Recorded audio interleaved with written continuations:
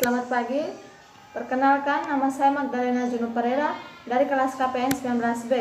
Di sini saya akan berikan kampanye kreatif yang membahas tentang pengertian dari HIV atau AIDS, tanda dan gejala, penyebab, cara penularan, pengobatan, dan terakhir pencegahannya. Yang pertama, HIV atau AIDS adalah sebuah retrovirus yang menginfeksi sel-sel sistem imun, menghancurkan atau merusak fungsi dari sel-sel sistem imun. Human Immunodeficiency Virus atau HIV merupakan virus RNA kompleks dari genus lentivirus dalam famili Retroviridae. Yang kedua, tanda dan gejala HIV atau AIDS. Area nyeri pada daerah perut, keadaan nyeri saat menelan, batuk kering, seluruh tubuh terasa kelelahan, berkeringat di malam hari, demam, kehilangan selera makan, malaise atau berkeringat, gastrointestinal, diare berair, diare terus-menerus, mual atau muntah. Tenggorokan terasa kesulitan menelan atau pegal.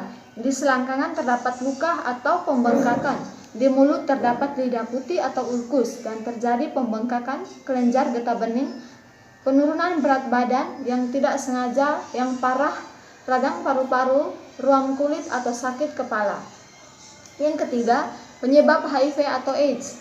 Di negara Indonesia, penyebaran dan penularan HIV atau AIDS paling banyak disebabkan melalui hubungan intim yang tidak aman dan bergantian menggunakan jarum suntik yang tidak steril saat memakai narkoba. Yang keempat, cara penularan HIV atau AIDS. Yang pertama, hubungan seks. Infeksi HIV dapat terjadi melalui hubungan seks, baik melalui vagina maupun dubur atau anal. Meskipun sangat jarang, HIV juga dapat menular melalui seks oral, akan tetapi penularan lewat seks oral hanya akan terjadi bila terdapat luka terbuka di mulut penderita, misalnya seperti gusi berdarah atau sariawan. Yang kedua, berbagi jarum suntik. Berbagi penggunaan jarum suntik dengan penderita HIV adalah salah satu cara yang dapat membuat seseorang tertular HIV. Misalnya, penggunaan jarum suntik bersama saat membuat tato atau saat menggunakan nafsa suntik. Yang ketiga, transfusi darah. Penularan HIV dapat terjadi saat seseorang menerima donor darah dari penderita HIV. Yang kelima, pengobatan HIV atau AIDS. Meskipun sampai saat ini belum ada obat untuk menyembuhkan HIV, tetapi ada jenis obat yang dapat memperlambat perkembangan virus. Jenis obat ini disebut antiretroviral atau ARV. ARV bekerja dengan menghilangkan unsur yang dibutuhkan virus HIV untuk menggandakan diri dan mencegah virus HIV, menghancurkan sel CD4. Jenis obat ARV memiliki berbagai varian, antara lain antravivirine, efavirenz, lamivudine, sidofudin, dan juga nevirapine. Selama mengonsumsi obat antiretroviral, dokter akan memonitor jumlah virus dan sel CD4 untuk menilai respon pengidap terhadap pengobatan. Hitung sel CD4 akan dilakukan setiap 3-6 bulan, sedangkan pemeriksaan HIV RNA dilakukan sejak awal pengobatan, lalu dilanjutkan tiap 3-4 bulan. Selama masa pengobatan, agar perkembangan virus dapat dikendalikan, pengikat harus segera mengonsumsi ARV. Begitu didiagnosis pengidap HIV, risiko pengidap HIV untuk terserang AIDS akan semakin besar jika pengobatan ditunda, karena virus akan semakin merusak sistem kekebalan tubuh. Selain itu, penting bagi pengidap untuk mengonsumsi ARV sesuai petunjuk dokter.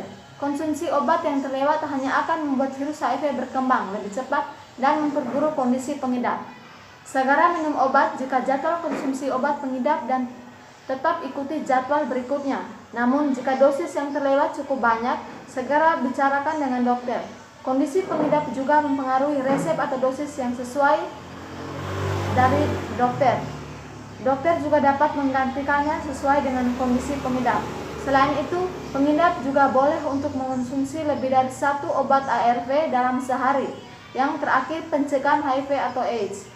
Yang pertama, gunakan kondom yang baru setiap berhubungan intim, baik hubungan intim vaginal maupun anal. Yang kedua, hindari berhubungan intim dengan lebih dari 1 pasangan. Yang ketiga, bersikap jujur kepada pasangan jika pengidap positif HIV, agar pasangan juga menjalani tes HIV. Yang keempat, diskusikan dengan dokter jika didiagnosis positif HIV saat hamil, mengenai penanganan selanjutnya dan perencanaan persalinan untuk mencegah penularan dari ibu ke janin. Yang kelima, bersunat untuk mengurangi risiko infeksi HIV. Yang keenam, jika penduga baru saja terinfeksi atau tertular virus HIV, seperti setelah melakukan hubungan intim dengan pengidap HIV, maka harus segera ke dokter agar bisa mendapatkan obat post-exposure dengan prophylaxis atau PEP yang dikonsumsi selama 28 hari dan terdiri dari obat antiretroviral.